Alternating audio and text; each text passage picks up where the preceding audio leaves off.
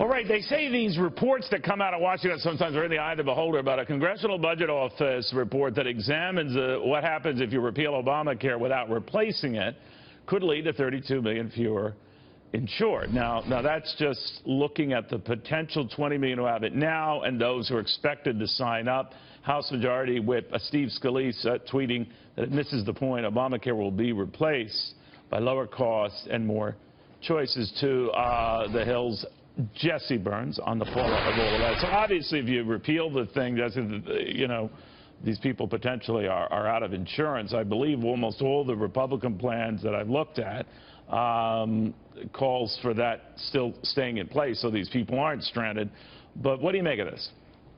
Well, it's important to realize the CBO projection is based on a bill that Congress passed, a repeal bill in 2015 that Obama ultimately vetoed. And the bill did do two major things. It repealed that penalty, the tax penalties for those that went without insurance, the individual mandate. And then it also eliminated the spending and the subsidies for those going on Medicaid for lower income people. And so those were two things that it would repeal. So Democrats looking at the CBO projection are going to hone on that and say if either of those two things are in a GOP plan, that could potentially lead to millions of these people that CBO projects actually losing their health insurance. All right, so even though, and I've had every Republican on, I've asked this question every which way but the North Pole about what are you going to do for those 20 million who have plans now, and I guess this factors in the millions more would still have them as they're signed up and signed in.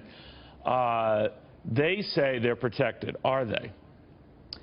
Well, something that the CBO projection, this bill that Congress, that it's essentially based on, was it left in place several key elements of Obamacare reform, and one of those was allowing, or essentially having insurers provide standard rates of insurance for individuals regardless of pre-existing conditions. Now, Republicans have signaled that that is one of the major proponents that they would want to keep, and so it's kind of a mixed bag. Part of this is based on analysis that Republicans want to get rid of. They've hinted at that, and the other part is items that they want to keep. And so the CBO projection is saying, overall in 10 years, over a decade, 32 million are going to go without insurance.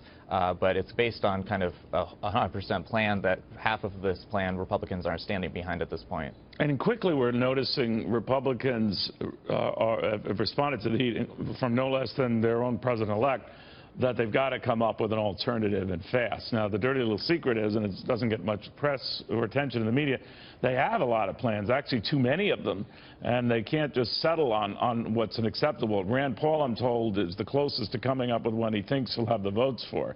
But play this out for me. What do you think is going to happen? I know that they're all intent on repeal, and that's already passed the House and the Senate, at least the initial stage of this. How close are they to finding an alternative or replacement?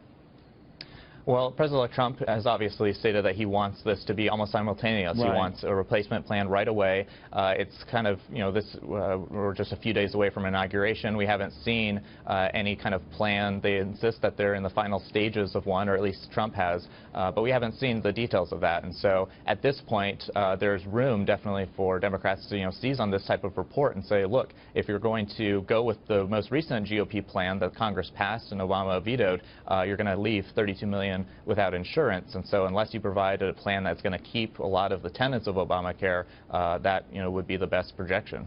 All right. Jesse Byrnes, The Hill, Associate Editor, thank you very much for joining us.